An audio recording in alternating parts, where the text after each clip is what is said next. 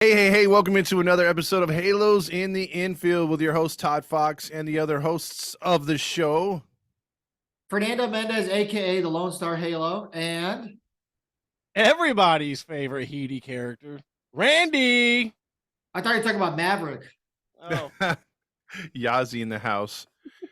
Hey, first, before we get started, we got to let you guys know where to find us, and that's on YouTube. Absolutely, if you're watching right now, if you're listening, we're on Podbean, Anchor, Spotify, iHeartRadio, wherever you listen to podcasts. We are there, Apple Podcasts as well. So give us a like and write us a nice little comment. We'll write you back. And also give us a 5-star. That really, really helps. And like and subscribe to the YouTube page. It's growing. Our lives are going to be on there for post games and pre games. And anytime there's breaking news, check us out there. And there's going to be some merchandise coming, so be on the lookout for that. Anything that I've missed, guys? You're gonna be doing post-game shows starting the spring training freeway series. That's right. Yes, we're going to get the kinks out. That's what we're calling it, the kinks out post-game show. Not the kink out. That's different. Yeah, kink stuff happens after. Show me your honks. Post-game. Yeah. I'll have that soundbite ready, by the way. The show me your honks. For your soundboard? Yeah, exactly. The soundboard is in process of being made as we speak, so get ready for that. What's that? So it better be good. It will be, trust me. So yeah, we got a lot of things going but first we're going to talk about Halo baseball, which had commenced finally last week. We got it going. Spring training is well in effect, and there's some news and notes to talk about, and let's get into it. And I was going to run this by you, before we talked anyway. Right now, we'll get at the elephant out of the room right away. Joe Adell. He's batting 118, 7 strikeouts. What do you guys think, man? I mean, 4A player forever, or what's going on here? Or is it time to panic? Thank God that he practiced jumping on boxes this spring training or before spring training. Yeah. It's clearly translating to the plate. Yeah, what do you think about that? Because he did come in with what they were talking about, 15 to 20 pounds extra muscle. But it's just not equating to the field. What do you think's going on there, Randy? You've watched a lot of these games so far. I mean, we're talking biceps, guys. Yes. But, I was hoping, Joe Adell's one of those guys that, we sit here and make fun of him, and albeit it's granted, but I was really hoping he'd come out this spring and show out. He didn't have to hit like freaking 300, but if you could have, I don't know, hit it in somewhere in the ballpark, 260, 270, consistently through the spring, give me a couple of RBIs, give me a couple of home runs, just something, to make that transition, because he's going down to the AAA. It doesn't matter how he shows out this spring, I think, anyway. But something to to go down the AAA, something to hang our hats on, thinking, okay, this guy's got a little value, come the trade deadline, if he's still raking down there in AAA, we could trade him. We can, package him something for a starting pitcher or something. But dude, same old Adell. Yeah, I mean, what I'll say about Adell is just the simple fact that same thing, different year. Nobody's ever questioned Joe Adell's athleticism. Honestly, if we're talking pure athleticism, I'd compare him to guys like Trout. I'd compare him to guys like Ohtani. Problem is, the skill has never translated. He's always been athletic. Nobody's ever been like, you know what? Joe Adell's lazy. We all know the guy's working hard. That's the thing. I can live with the fact, and I can sleep at night as an Angels fan knowing I don't think Joe Adell goes out there and just mails it in. And believe me, there's a lot of major league players who go out there and they mail it in. Anthony Rendon. But the end of the day, I know Joe Adell's working at it. How often have you heard when he was in a slump that, Joe Adell's working with our hitting instructors for some godforsaken reason. He was actually working with Paul Sorrento and Jeremy Reed. But, when he was struggling in, what was it, 2020, they had said, Joe Madden said that he was taking pop flies in the outfield. So, I know the guy always works at his craft. The problem is, for whatever reason, he can just never put it together. And normally things like the minor leagues and spring training weren't his issue. This year it is. So I really don't know anymore with Joe Adell, man. He went from being a question mark to the Riddler. Yeah, because I agree on with both of you guys are saying. I just felt that he needed to come out with a strong start. I know a lot of people are listening to this and be like, "Oh, he's only a weekend." Yes, we understand that, but he hasn't shown us any kind of consistency since he's been a Halo, other than AAA or AA, like you guys mentioned. And the fact is, this kind of throws me back to some bad feelings since Perry Manassian's been in charge. We haven't seen these type of 4A players that were prevalent with past GMs that would stick around. The Angels were either scared to trade or too scared to pull the trigger on a trade. So that's like they would hold on to them, and the players would turn into 4A guys. Brandon Wood, Dallas McPherson, the list goes on. Caleb Cowart. Yeah, Caleb Cowart, guys like that.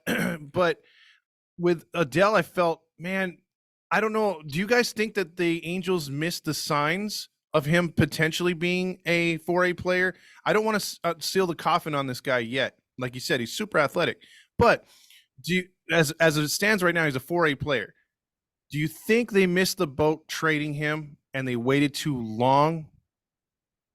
Now, the guys that you mentioned before him, your Dallas McPhersons, your Woods, and all that, were they drafted out of college or high school? College.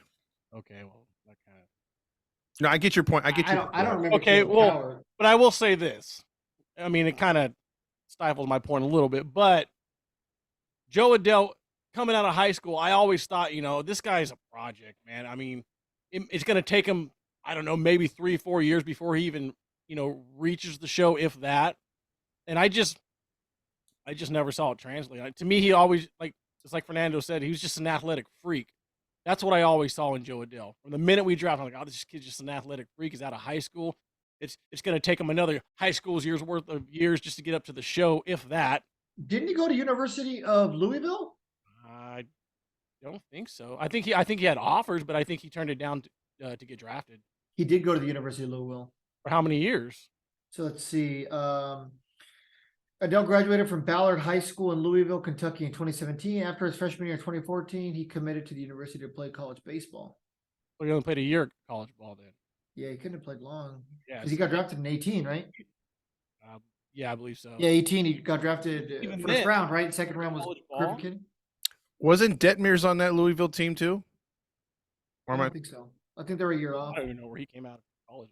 I thought he came out of Louisville. I might be wrong on that. But to get to my point, 1 year out of college, that's nothing. Look at the guys that Perry's drafting. We're talking 3-4 year collegiate starters. Yeah.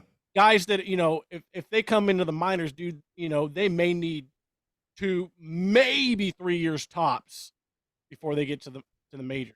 And that's just fine tuning them, because those guys 3-4 years at the college level, I mean, that's a lot different than coming right out of high school and then going right into the minor leagues. Way different. Yeah. Yeah, I definitely think that they did miss the boat to trade Joe Adell, unfortunately, because sure, you can trade him now, but you're not going to get diddly or squat for him. Mm-hmm. The problem right now with Joe Adell is you're too invested, you're too far in, and there's two ways this is going to go. You're going to put him in a package, and you're not going to get much for him, or you're going to commit to him, and then that's when the fork in the road will happen. He's either going to be Brandon Wood, Caleb Cowart. He's going to join that list of guys, or he's going to be Taylor Ward. Because let me remind every Angels fan that I don't care who the hell you are. Taylor Ward, before last year, Angels fans wrote him off. Yep. He was Billy Epler's very first draft pick when he first came over in 2016? When he was the first year GM. Taylor Ward was his guy. That was his first pick of his GM career drafting. And we all wrote Taylor Ward off. We were all like, this guy's a nobody. This guy isn't going to last. He's a 4A guy. And we were wrong. Will it be sustainable? Who knows? And I'm hoping for Taylor Ward's sake, he is. But that's our best thing we can hope for Joe Adell. One day, something's going to click. But the difference is, when Taylor Ward was up in the major league, you saw those flashes. You saw those small stints of potential. He hit that walk-off home run the end of, I forgot what season it was. It was the last game of the year. He hit a walk-off grand slam. You know, you saw those flashes. I just haven't seen it yet with Joe Adell. And believe me, nobody wants Joe Adell to succeed more than I do. Yeah, we clouded him from time to time, but it's the same thing with Rendon. If they succeed, the team succeeds. You're only as strong as your weakest link. And if guys like Joe Adell, David Fletcher, those kind of guys are your weakest links, there's worse places to be, because there was a time where Joe Adell was expected to be our star, and he needed to be our star. Those days are gone. That's very true. I mean, I'm not the biggest Squiddy Poo fan, as we all know. You love Squiddy Poo. Yeah, but if Squiddy Poo was leading the team, like, you know, back in the day, with some players had to take higher roles and come up because of injuries. Let's just say he's tearing it up, and he's somehow worked his himself to number 2 in the lineup. You know, I like you said, it's who you. I don't really cheer for the guy's name on the back, except a couple of the dudes that are there. But for the most part, if you're wearing the Angels logo, you know, if Jeremy Reed and Paul Sorrento were successful at their jobs, I'd be rooting for them too. You know, but we trash them when they're doing bad. And you know, like you said, we would love to be given love and shout outs to Adele, because we want him to succeed. We want him to resemble somewhat of the player they thought he could be. But the way that he's been playing lately, it's just, and last year I felt, and I said this on one of the podcasts we did towards the end of the year, you know, when we were that he needed some psychiatric help, you know, like a psychiatrist to sit down with him and get in his head, because the way he was talking last year, the cryptic stuff on Twitter, and just the way he felt crushed every time he was sent down, brought up. I mean, he was yanked around so much. And like I've said before, I think he's got all the tools to be successful, but mentally, I think a lot of times he gets in his own head. Yeah, absolutely. His game, the flaw in his game has always been mental. And for his sake, I really hope it changes, man. I mean, you know, I really want to like the kid. I really do. You know, I'm not Val. Val hates him for some reason. That's not. But she loves everything else, and the Angels are the greatest team in the world. Yeah, exactly. And so is Roger. But yeah, I mean, I'm pulling for the kid. I really am. I really am. Worst comes to worst, he does really, really, really well in AAA. He has a really hot stint in the majors, and we could dump him for prospects at this point. Yeah, I mean, not a problem anymore. You're right. You both are right. It's absolutely mental. I mean, it shows in his pitch selection. I mean, the kid will sit on a fastball all day. Okay, well, that's easy. You could do that for the first, a couple of games of spring training, but you know, eventually them breaking balls, you know, that slower stuff's going to come in. And if you can't pick it up, if you don't know if it's coming, you know, you look silly like he does every at bat. So I mean, it's absolutely mental. Like I said, he could sit on a fastball all day, but he doesn't. He just doesn't seem to know when any of that breaking stuff is coming. And it seems like even when he does, it's whiff. Yeah, I mean, you got to be able to have productive outs. I think that's what we were screaming at Squiddy Poo and a few of these other players. And I'm glad you brought up Taylor Ward, because, you know, we were writing him off. I would cringe every time he was brought up to the club. I didn't feel he was worthy enough to be on the roster. And the fact he had the season he did last year was a breakout. And then, you know, he could have had an even better season had he, you know, stayed healthy for that, you know, not crashed into the one bar that was in the outfield or metal pole. But yeah, he's caught him.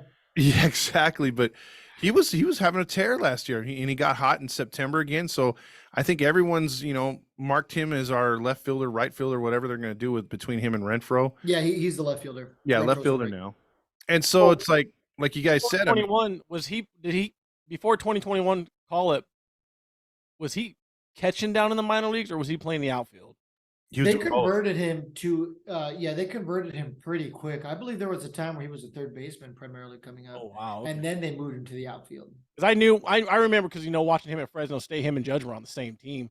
And I knew, just looking at him, I mean, he was decent catcher in the college ranks. I was like, man, if he gets drafted, there's no way he's going as a catcher.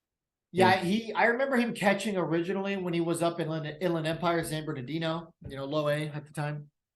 Yeah, I remember him catching there, and I remember him not being bad. He had an average arm. You know, he didn't have a rag arm. He didn't have a great arm. It was, you know, middle of the pack. That's probably why they decided to move him, which is weird because, man, I remember everyone was clowning on the Angels for a while because they drafted a catcher in the first round for 2 straight years, because it was Taylor Ward and then it was Matt Dice.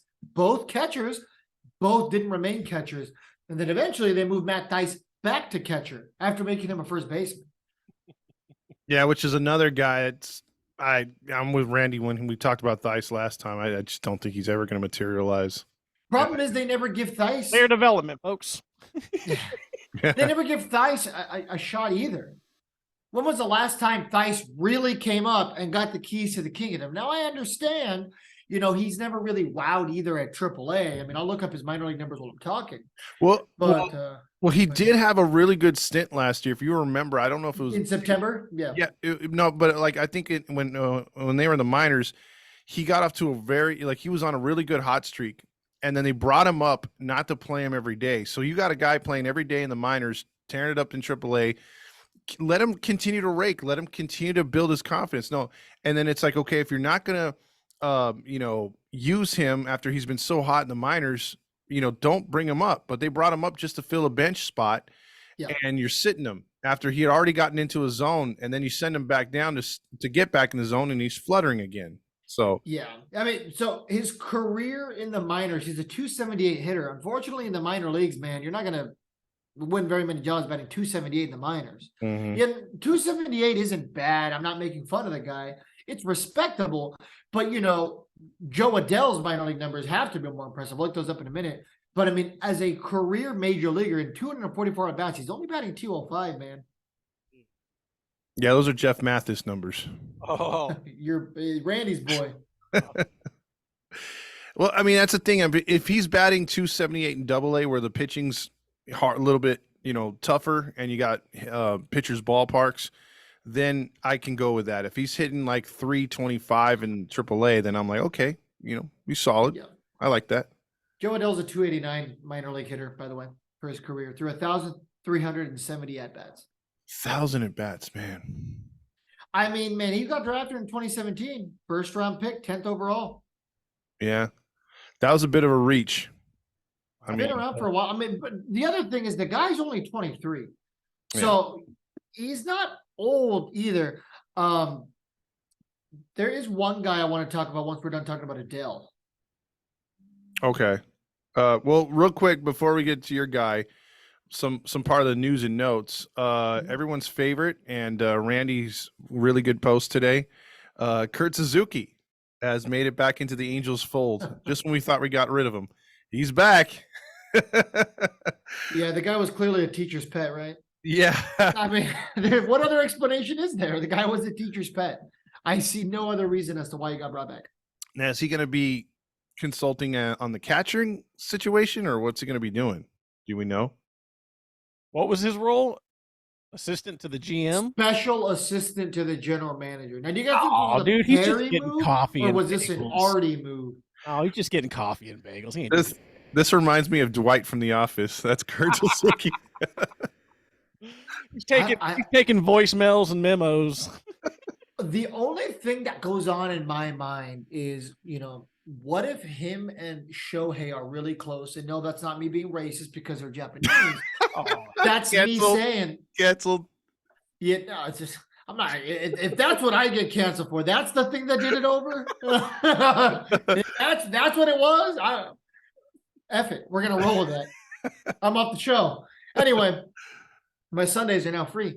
But let me just say, maybe they have a good relationship. And if that's the case, maybe this was a move to once again try to entice Ohtani. Like, hey, we brought your buddy Kurt Suzuki, because originally in 2021, Kurt Suzuki was Ohtani's catcher, if you guys remember. Mm-hmm. That's why I say, not to be racist. Yeah, that, and I mean, he's got to have a good relationship with the folks in the front office. I mean, they did bring him back to play freaking catcher 2 years in a row. Yeah. I mean, and Especially after I'm he sure didn't deserve it. yeah, and I'm sure there's the Ohtani factor too. I'm sure they get along greatly. And I'm sure, I mean, I know we bag on him, but I'm sure Kurt's a great guy to have around the organization. He's knowledgeable, he can pick his brain. He's friendly. I mean, and he's loyal. Well, you could kind of see that at the end of last year when he started his last game, how the players, they treated him like he was a borderline Hall of Famer. He got the send-off treatment. His family was throwing out the first pitch. They had the Hawaiian, was it necklaces? The Lays? The Lays, yeah. I mean, I'll give you guys that. I mean, they really do like him, and Yeah, I think he's somebody, being, I mean, what, just retired this year? yeah, just retired. Yeah, last year. Yeah. He's still somebody up here that these guys can, hey, Kurt, let me holler at you for a little bit. Yeah, you were You know what I mean? you were one of us recently. Yeah. So It's Kurt, not like Joe Madden, like man, yeah, boy. exactly. He still gets it. He still understands. Yeah, Mhm. He gets where a lot of these guys are coming from. So if they need to talk to him, he's a perfect dude to go, hey, what's up? Yeah, and let's also not forget the fact that, I mean, this guy did just win a World Series. I mean, I understand 2019 wasn't yesterday. I mean, honestly, anything pre-COVID feels like a different lifetime. But I mean, realistically, 2019 wasn't that long ago. And who knows? Maybe this is his way of, just slowly getting that foot into coaching. Yeah, That's or another playing possibility. again. He can't just go right into coaching. You got to start maybe in the front office level somewhere. Yeah, or we'll know where his head is as far as if he wants to coach, if they assign him down to like AA or AAA to maybe learn his craft down there. Sure. I hope so. He'd be good. He would be a benefit to the organization. I like Kurt Suzuki as a person. As an aging ball player, please get the hell off my team. Yeah, that's fair. I can agree with you there. I mean, one thing that I will say is that the Angels have had a very interesting history of special assistant to the general managers. Like Tony La Russa was one not too long ago. That's true. Brad Osmus, I believe, was one before he got hired. And there's one other guy who I'm just blanking on. Wasn't it Baylor before he was a hitting coach too? Don Baylor was briefly. When was Don Baylor the hitting coach? Was it 2014? Yeah. 15, I think. Yeah, I think it might have been 15. Yeah, I'm gonna look it up now because I remember he got fired and everyone was like, "What?" Yeah, Don Baylor was a good guy. Yeah, I mean, and everyone loved him as a player. Very well known as an Angel, right? But this and 14 and 15. 14 and 15. Okay.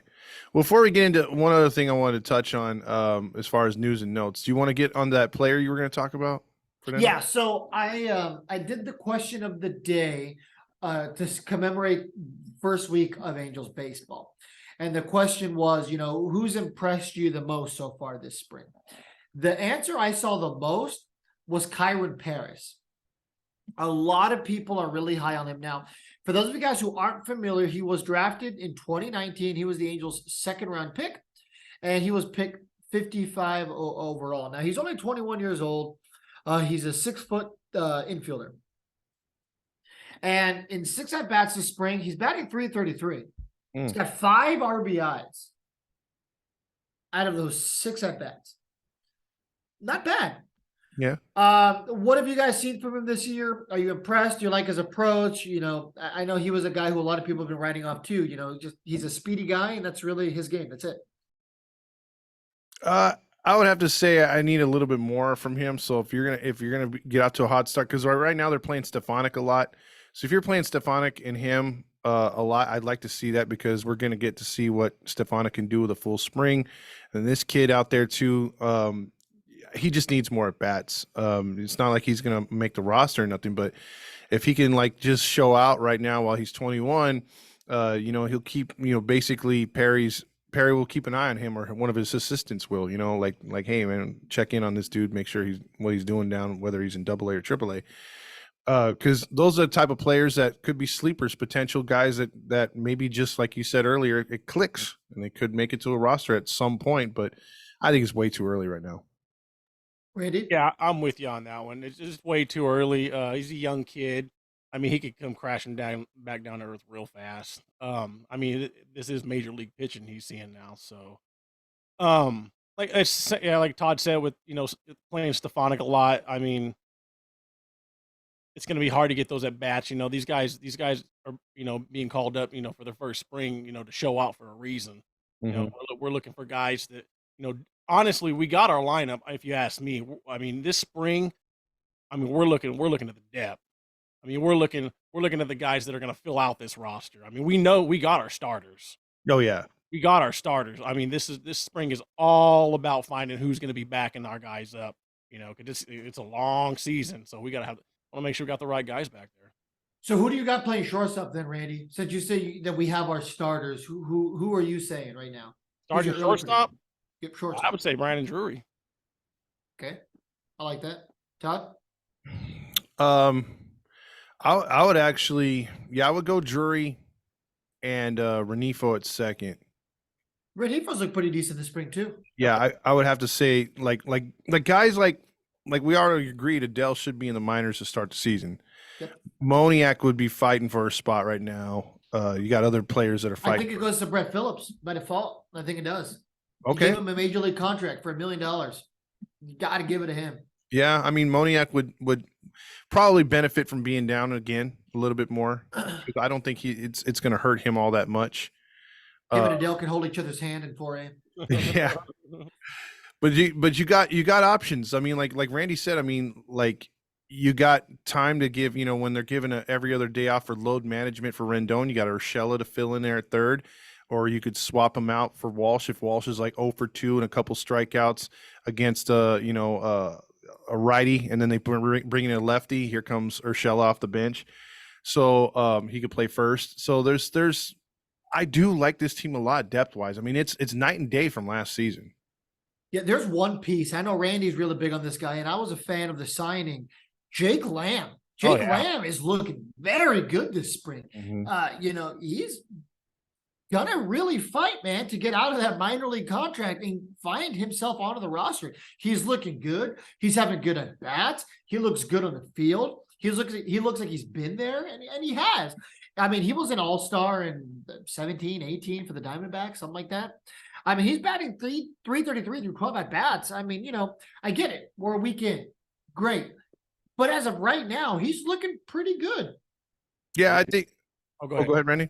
I was just going to say, dude's got a hell of an arm, too. I mean, you see that effortless throw to third base? My God.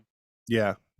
Yeah, I mean, this is something right now where wins and losses don't matter. And I'm one of those superstitious guys when it comes to if they have a great preseason, I'm dreading the regular season because it means they usually go ass backwards. So I'm hoping they rack up some more losses. I don't really care about the final scores. I just care that, like I said, you guys know this team's hitting a lot better than it did last spring. And the starting pitchers, when they're in there, look awfully good. The pitching's been really good. We've had a couple hiccups with Estevez, has been struggling a bit. Tepera looks to want that job. It looks, from the first week, I know, like you guys said, first week, but Tepera looks a lot better right now. And he came out saying, he's trying to fight for that closer spot. And then Estevez has kind of crapped the bed a couple times. So we're hoping that he could turn that around because we want him to be successful too. But you got some interesting fights going on in that bullpen as far as for roster spots. But starting pitching, man, I've been impressed so far. Yeah, I know. I think with Estevez, let's see how the rest of the spring goes, because I know Nevin and the staff got him doing some things a little different with where I don't know if it's where he's releasing the ball or where he's putting it, but I know there's some things that they're wanting to tweak a little bit. So I know that has to play a factor in how he's kind of pitching right now. But I think once he gets in the groove, I think we're going to see the real Estevez. I mean, the Duke can pitch. Absolutely. Let's not get it twisted. The Duke can pitch. And like I said, it's still early, but like I said, I really think that, them tweaking with his mechanics right now, I think that has a lot to do with it. But I think once he puts it together, watch out. Like I say all the time, man, you're only as strong as your weakest link. And as of right now, we're in a situation where a guy like Quijada isn't guaranteed a spot.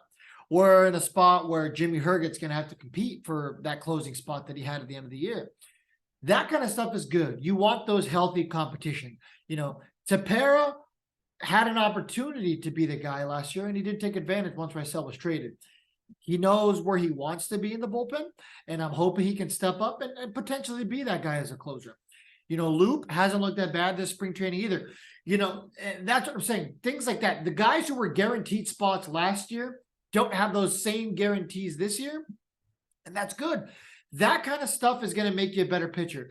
I'm going to give Estevez the benefit of the doubt, especially because Phil Nevin said he's not worried right now because having working. I think he said like up in the zone or something like that. So he's kind of struggling with that. So that's fine. That's what spring training's for. Mm-hmm. Spring training's like, you know what, man, I'm just going to go out there. My splitter sucks. I'm just going to go out there and throw splitters until they hit me out. Right. And you know, a lot of the times that's what the pitching coach wants you to do. That's what the manager wants you to do. You know, hey, Randy, your splitter sucks, bro. Go out there and I want you to throw it to the ground. Cool. It really does too. Splitter, splitter, splitter. And that's what we're going to do. Eventually, the batters are going to sit on it. They're going to not swing because they know, hey, man, Randy's splitter's not good today. So I'm not going to, you know, I'm not going to swing. So that's what spring training's for, especially early on. You know, a lot of these guys they'll try tweaking their swing. They'll tweak a pitch. They'll tweak their delivery. And then once we start getting here to, you know, the last week and a half, all right, cool. Well, let's stop fanoodling around. Let's, you know, let me get locked in. Right. And like take Squiddy Poo, for example. I mean, he decided this spring he's not going to do any switch hitting. He's just going to hit strictly from the right side. So I mean, he couldn't hit either way. So right, but you know, hopefully not all that extra bull crap. You know, well, you know, maybe he'll stop overthinking crap. You know, and maybe get a little consistent from the right side. Because he was in midseason form. Just imagine if that dude put it together on the offensive side. Because I mean, defensively, he's a genius. Well, I already know. I've already seen that. I've seen Andrelton Simmons. Yep. Andrelton Simmons was like that. He couldn't hit the broadside of a barn in Atlanta.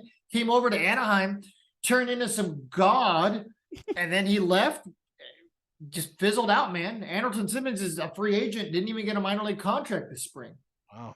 And it's sad because, like, we've all said it, and they've said it on over and over when he's put out the lineups that, oh, you know, Squid's defense that's what it's always talked about. I mean, if he could just bat like 240, 250, we're not asking for a lot, but if he could do that with his speed, he stretches singles into doubles. He could steal bases. You know, he's not an Adele on the base pads. He's kind of smart. I'll give him that when he actually does reach, but he doesn't walk enough. And he doesn't have productive bats. That's not going to get you on base. So if you switch to one side, okay, you're just not striking out from the left side. Because the other day I saw a game and he got the hat trick. So it's like, it's not good when it's spring training and you're getting the hat trick. Hey, he wanted to get that nacho night. Oh, he's and if he gets a lot of starts this year, he's gonna win that award, dude. Like for most corporate Sereno. Yeah. I will say this about the team so far in that I've seen in spring training. They're not going for the launch angle. I mean, there's been like what 6-7 total home runs after how many games so far? I mean, they're just putting the ball in play. They're getting walks and they're putting the ball in play. Like I'm actually loving not seeing a whole lot of home run ball right now. Like we'll call it social ball. Sereno ball. Oh, there you go. All right, there's one guy I do want to talk about in terms of spring so far. Anthony Rendon. I will give the devil his due. Through 7 at-bats, the guy's batting .429 with the home run, 3 RBIs. Guy's looking pretty good. He looks solid on defense. Mm-hmm. I get it. Is it early? Absolutely. But I want to ask you men this. So with Trout, Fletcher, Ohtani gone in the World Baseball Classic, this spring, is it Anthony Rendon's team to kind of show what he's got and show these guys that, hey, man, I can be that guy? If he gets the at-bats, like for me, if he balls out this spring, I'm not going to be impressed. I just want to make sure that he breaks camp healthy. For me to be on the Rendon redemption tour, like we thought it was last year, like someone tried to call last year, I think I need to see a good 60 or 70 games of not him playing every day, but 60 or 70 games into where there's no injuries and he's putting up good at bats. He's taking walks. He doesn't have the sparkling average, but if he's, a major cog in that freaking lineup and helping us win games, I'll definitely be like, yeah, he was just 1 year late on the redemption call. Because like you said, with every Angel player, you'd love to see him succeed. As much as we rag on this dude, I mean, I'd love for him to live up to his contract at least once. And if this is the year, what a year to do it with a stacked lineup and a good bench. Yeah, absolutely. I mean, he's notorious for starting off a little slow. But I mean, this spring, he's kind of turned it on. I mean, he looks really good. He looks healthy. I mean, nobody rags on that dude more than I do. I mean, it's not that I hate the guy. It's just when he came in, I never wanted him. So it's just always kind of been that factor for me. But he's just, man, if he can stay healthy, even if they want to give him, have him play 4 days and every 4th day have Urshela take over, to keep this guy, healthy, keep him fresh, do what you got to do. Do what you got to do to, get him to play 120, 130 games, this year. But I mean, Rendon healthy is a key to our success, dude. I mean, Absolutely. he doesn't got to hit 30, 40 home runs. You don't even got to hit 25 home runs. But man, if you can hit a crap ton of doubles and give me like 90, 85, 90 RBIs, dude, like, come on. That's all I'm asking. This dude stays healthy. I forget. I don't know if it was probably both you boys that have said this in behind the scenes. He stays healthy, we make the damn playoffs. I agree. I mean, the tough thing is we're talking about a man who's 32 years old. Okay. Not aging well either. Exactly. Yeah, he's got hair that looks like Selena's boyfriend. But the biggest thing with Rendon is the fact that we've never gotten to see a full season of Anthony Rendon being healthy. And it's naturally made us as Angels fans resentful. And the comments that he made doesn't help either. Yep. Because those are the comments that make me be like, this guy doesn't care. Mm-hmm. This guy doesn't care at all. Yeah. Our fans, the fans who want to defend him, right? Yeah, you know what? You're right. It's not my $38 million being lost. It's already Moreno's. But at the end of the day, that $38 million that is being used on this asset that is A, supposed to want to be here, and B, is paid to be that guy for us, it has a nonchalant attitude. Hey, I don't care.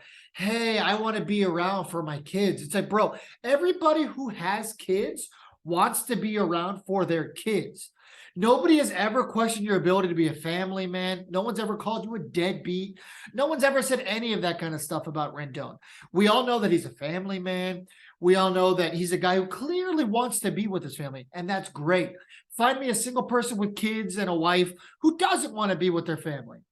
At the end of the day, the difference is the Joe Schmoes, like all of us, if we want to be, if Todd wants to be with his grandkids, who the fuck cares, bro? Go hop in your truck and go to work, because your grandkids aren't getting supported if you're not working, because you can't buy them.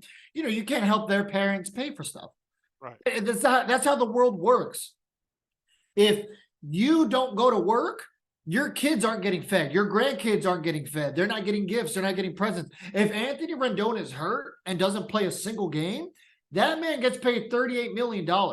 So, yeah, sorry, I don't feel bad for you. Shut up and play. Yeah, I'll throw that moniker out there. Shut up and play. And if you don't want to play and you want to be with your kids, I will never judge you for that. Retire, leave the organization. I just had to say this, though, and what you say, I totally agree, because if Rendon, I've seen other players when they've been hurt multiple years in a row, like 2-3 years in a row, they'll come out and say, they don't necessarily have to kiss the ass of the fan, but they come out and they say, man, it really pains me that I'm not on the field helping my teammates. I hate this. I'm working really hard. It's a tremendous setback, but I'm going to do my very best to help this team win and get back as quickly as I can with my teammates. If he said statements like that, he doesn't, again, have to address the fans, but I think that would make fans feel good. And then on top of that, you can be an a-hole and produce. Barry Bonds, several players in the history have been total a-holes to fans or total a-holes to other players, but they're producing. And so that kind of like the fans kind of look the other way, and they don't, they're like, well, hey, that's still my boy. I still wear his jersey. He's not the nicest dude, but hey, he helps us win. So you could be one of those two guys. I think you have to be one of those two guys when it comes to when you're, if you don't want to be part of the fans and say, I don't do this for them, I do this for my family, but I'm still hitting you 25 homers, 90 RBIs, 320 average or 289 average, then yeah, players or fans can accept you. But when you're like doing what Fernando's saying, being nonchalant, saying these blanketed statements that the normal Joe Schmo can't relate to because we don't have $38 million contracts a year or whatever, that's where we lose you. That's where we would have your back and now we don't. And it's like, you just got to be smarter. I don't think there's anyone chirping in his head telling him how to, he might be a smart player on the field, and this and that and with his business, but as far as relations, and that's part of it. You're a public figure, whether you like it or not. What you do on the field is what you're assessed by us by. We have the right to criticize, we have the right to judge, so it is what it is. Yeah, and if you don't like it, that's fine. Like I said, I don't think I'd be mad if he was like, you know what? I got hurt again. I want to be there for my kids. I'm going to step away from the game. I'm going to retire. You Yeah. know what? There's valor in that. Mhm. You know what? You want to be there with your kids, great. But It just sounds like he was bitter. I mean, that sounded like a straight F you to the fans. I mean, it's a good thing that guy probably doesn't have social media.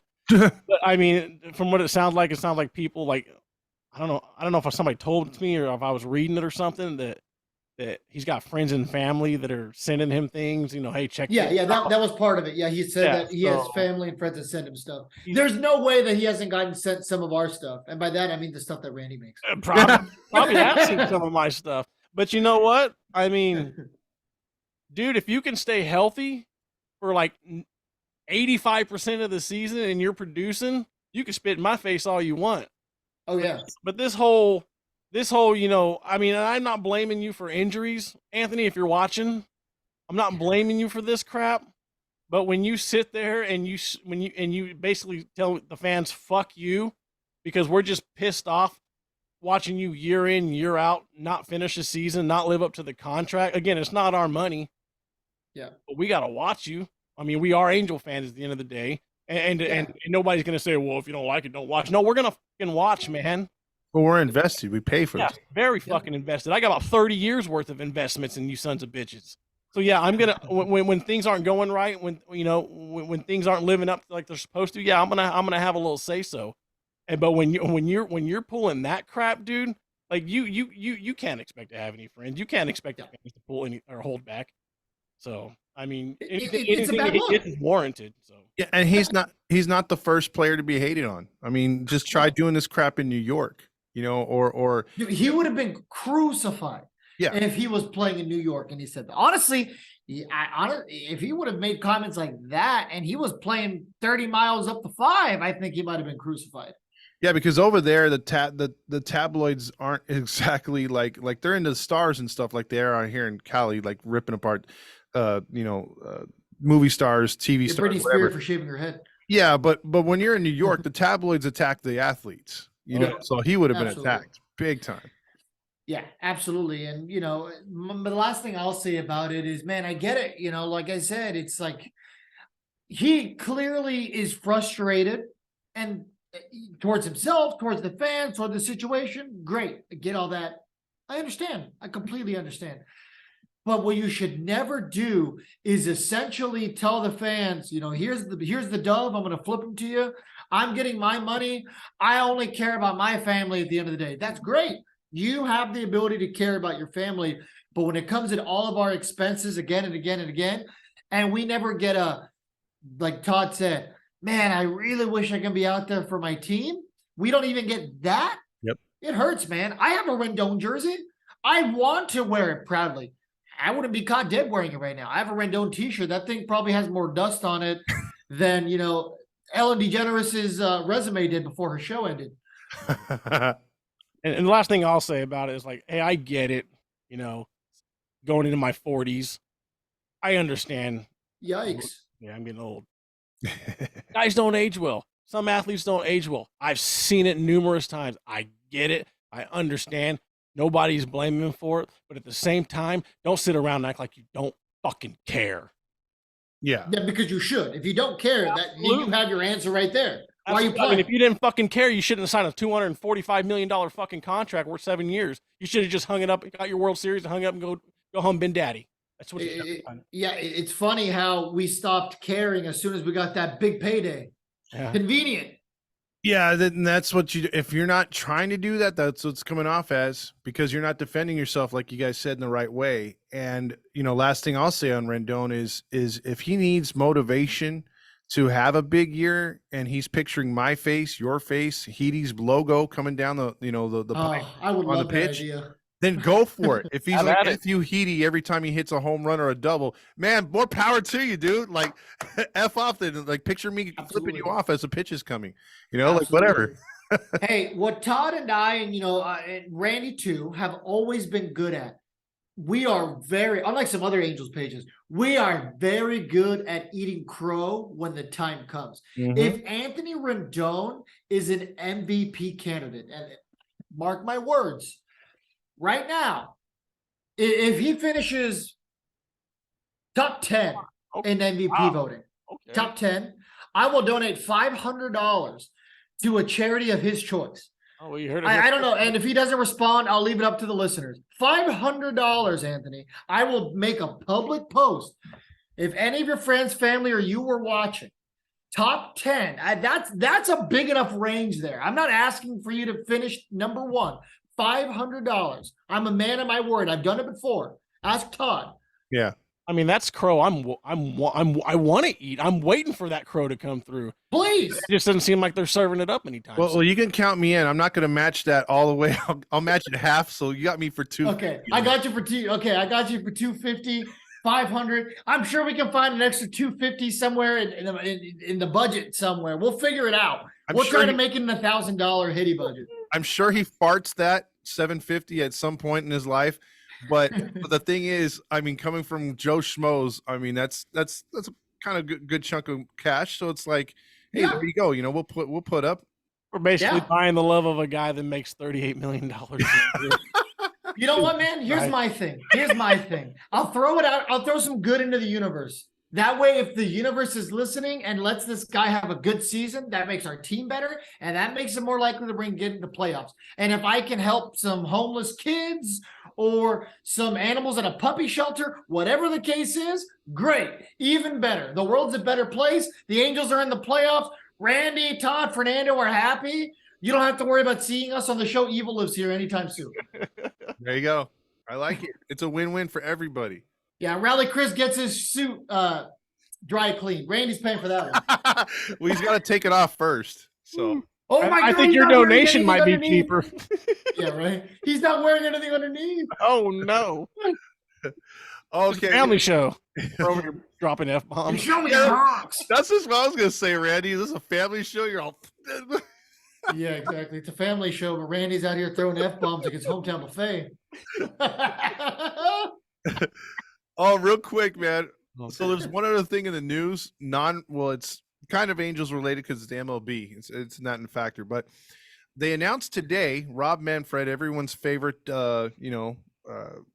commissioner, came out and said that he's put a special task force, like he's the FBI or something, in charge of finding a way to fix the problem of the MLB's haves and have-nots. Basically, the $330 million payroll by the Mets versus this barely $60 million payroll of the Oakland A's. He's trying to find a way to fight that. Me. I have an idea. Go for it. I haven't even heard about this. The idea that you and I had, Todd, before the CBA. A salary floor. Yes. Oh my God, I just cracked the code. A salary floor. Make these teams pay a certain amount of money. You got to be over $100 million, and you got to. I don't think we'll ever hit a salary cap. That'll never happen in baseball. Mark my words. But Tony there Clark needs to be a salary floor.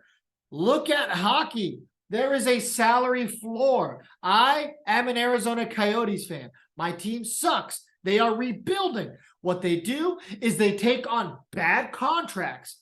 They make those players good again. They trade them away for assets. And now they have 54 draft picks over the next 4 years. Mm-hmm. That's what teams like the Athletics, the Pirates, the Reds, these teams should be forced to do that kind of thing. Anthony Rendon isn't producing. You should be forced to trade him to one of those teams because they don't want to spend a lot of money, but you're going to take this on. The Angels are going to get some prospects or whatever the case is going to be. But they have to make some of these teams pay money. Absolutely. I mean, it just makes it more competitive too. Absolutely, yeah. More parity in the league.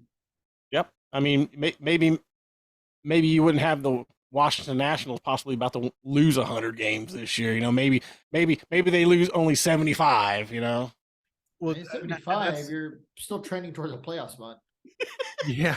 But here's the thing too. I mean, what I was thinking and I heard too is that the fact that, you know, like Fernando said, it's not rocket science. This should be figured out pretty easily. It's just getting the players union to agree upon it. Tony Clark's going to be the biggest stickler. He came out and said there's never going to be a salary cap. You know, he feels that he's always going to get the most money. He's getting paid the most to say those kind of things. But when we talk about each team at the end of the season, I don't care what your team's name is. Now, I know that there's expenses, there's player salaries, there's stadium fees, there's all kinds of stuff that you have to pay out. I get it. But when you're getting in revenue sharing at the end of the season, whether your team fills that stadium or not, you're getting a check from Major League Baseball close to $150 million. There is no excuse why there should not be a salary floor, like Fernando said, of 100 million. No excuse. no, absolutely. I mean, those TV deals. I mean, you saw what they did for the Angels. Yep. I mean that paid for the Albert Pujols contract alone. Yep. Absolutely. I mean, you're absolutely right. I mean, the money's there for the teams, and the fact that they're not spending is just ridiculous. So I'm 100% with you guys. I mean, there needs to be a salary floor. Again, there won't be a salary cap. Never. Yeah, I really think they like this whole luxury tax threshold, and I think it scares a lot of these owners anyway. So Like Artie. it's really. I mean, there's your salary cap anyway. I mean, it's right there.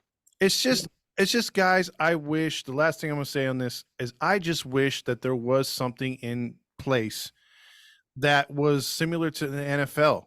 I mean, the NFL just gets it right when it comes to the salary cap, because you can have the Jaguars, you could have these obscure teams that really no one has a big fan base just pop up one year and have a really good season.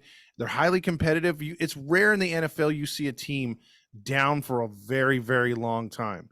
You know, you may have a 10-year span here and there, but eventually that team will have their run. They have a run. And in Major League Baseball, it's gotten better lately. You know, the longest now playoff drought's 8 years now, which is our team magically in Detroit. But Seattle went a good 21 years, but at least they were competitive at times. You know, Seattle, you can say in those 21 years, they sniffed the playoffs. They were right there. You just don't have that much because franchises like Pittsburgh and Cincinnati, who have historical backgrounds and tradition, have been dog crap for quite some time, you know, and you know, they've had a brief run here and there because they did things the right way, but you got to maintain that. If you're killing the fan base when of certain cities because you're just not trying. I mean, what does Detroit have to look forward to this year? Certain teams like that, Miami, what do they got going Miguel on? Cabrera. I mean, Javier Baez. the send off for those guys. I mean, come on, that's all. Like, I just want to see competitive baseball throughout. Yeah, that's just unfortunately how it goes, man. You have the owners who want to pretend they don't make money, like Oakland. Mm-hmm. I mean, your owner's worth billions of dollars. You mean to tell me you can't spend a little bit of cash? I mean, yeah, obviously I don't want to see the A's good because they're in our division, but realistically, I'll say this, man. They have a really good fan base there. Maybe not in terms of numbers, but the people who do show up to those games show up and show out. Mm-hmm. You know, maybe not in hordes like they used to, but you know, they definitely have their devoted fans, and they've been in Oakland for a long time. And when that team's good, the fans come. Yep. You know, if you build it, they will come. I mean, you know, it seems like Angels fans have finally started to get fed up. I mean, you know, yeah, it took COVID for that whole 3 million thing to end, but it didn't come back last year because the team wasn't good, and they weren't good in like July. Not even, it was like May, and they weren't good. Yeah. I mean, you can't even get a team like Oakland to put any money into their stadium. I mean, you can't even get toilets in that place, dude. Yeah, I mean, I know it's funny, but it's true. You're going, right? You're going to opening day? No, not in Oakland. I'm not. Hell no. I thought you were going to the one in Oakland. No, I'm going opening day at the Big A, brother. Yeah, we're going Big A. Oh. Man, super jelly, you're peanut butter. Although I'd go to Oakland before I ever step foot in Dodger Stadium. Have you never been to Dodger Stadium? One time, and I'll never go back. Oh, well, I mean, at least you crossed it off the bucket list. Yeah, I went like 3 or 4 times. I was there when the sewage was leaking underground. Oh. You remember that, Todd? Fun times, yes. Yeah, the good times. The smells, immaculate. The vibes were good. The entire place is a sewage full of crap. And I'm talking about right. fans. Dude, I remember one year when I worked for Morgan. It was a company that worked it was below Chavez Ravine. They had season tickets. They even had a Morgan night where they treated all the workers. Mhm. And it's funny because I had that year I went to, I want to say I had a 20 game package for the Angels, but I went to, I believe, 15 Dodger games. 15, dude. And that was just to root against them, but still, I went to 15 Dodger games. I was like, boy, this place. I mean, the fans, I will say this, the fans get into it more than the Angel fans do there. I'll give them that, but the games are boring as hell, man. This, It's the way super the ironic what happens there. I mean, like, you have so many Latino fans who are like watching a game on land that was taken away from Latinos. And there's a school underneath the stadium, folks. That's real. That's true. That's true. Yeah, I'm telling you, man. They didn't even plow it down. It wasn't for Fernando of Venezuela, man. It wouldn't have the Latino fan base, dude. Probably They'd all not. be down in San Diego, probably. You know, if they weren't Angels fans. I mean, if it wasn't for him, dude, nobody'd be rooting for the freaking Dodgers right now. I mean, they certainly wouldn't be Angels fans. I mean, what have the Angels really ever done? At least Well, I'm just saying they the maybe Artie Moreno era to appeal to Latinos. and they probably wouldn't even be watching baseball then. They'd all be watching the Chargers, the Raiders. Yeah, maybe. But yeah, so that's any more news and notes you guys got? No, I'm excited to see the rest of spring training, how it pans out. I'm super excited for the World Baseball Classic. It'll be starting at the end of this week. I think the 7th is the first game. Yeah. 8th. Oh, and by the way, if you guys are looking where to find it, it's a free app. If you have a smart television or Fire Stick or whatever, download the Fox Sports app, FS1, I think it is, or it might just be Fox Sports. But download it because they will have all the World Baseball Classic games. Every game will be televised on that app. So Good. And also, don't forget to check me out this season on the Heedy Weekly Wrap Up. That's going. We're gonna do audio at first, so see how that goes. So yeah, check us out on there. There you go. And yeah, check out Randy's page too, Fast Times on Instagram. And then also going to be dropping a prediction show here within the next week or two. Yes. Good. Yeah, we'll be dropping our predictions here also, you know, for how the team's going to finish. Yeah, we'll probably get into that and break everything down roster wise sometime prior to that Dodger Freeway Series. So yeah, it'd be nice to do a roundtable with everyone from the Hitty universe. Have everybody on here right before spring training. We'll lay it all out there. Here's what's going to happen this year. Here's what's not going to happen, and just kind of go from there. I think that'd be a fun episode to do. We have an interview dropping later this week if all goes well. Tune into that. I don't want to say the name yet, just because I hate doing that, because in case it falls through. But yeah, so we have some stuff coming up on the show. So we look forward to being with you all season. And you'll see when, we may not be posting like we usually do during the regular season, but if you notice, there's a lot more traffic on the page. And then, the question of the day will be back every day from Fernando. You'll have Fast Times chiming in, myself, and probably we'll sprinkle in some, James? And also, we'll have some stuff from Catella Chronicles popping up. And then, I'm telling you, when baseball season starts, we're going to have final scores, pregame shows, postgame shows, podcasts galore through the week, Major League Baseball show. So we're going to be cooking here pretty soon. And we're working on it. It's not official yet, folks, but we're shooting for July 1st for the summertime tailgate. That's the same day as the Ohtani bobblehead giveaway. So show up and show out. If we happen to have it that day, show up and show out. we need to try getting some, maybe some group tickets or something. See how many people we can get out to go. Yeah, that's what we did last season too, right? We got some group tickets. Nah, it's sort of for that one game, but yeah. we got to get a bigger one. We got to get a 600 level going. Oh, absolutely. Yeah. Are the 600s where you can sit up here on my blimp and talk about John Stamos? There's not much binoculars. There's not much protection from the sun, but or the things flying around the stadium, but it's still good seats. So with that being said, I'm going to say good night or good afternoon, wherever you're listening to us here from Heedy Baseball Network. Viva Los Angelitos. Laters, everyone.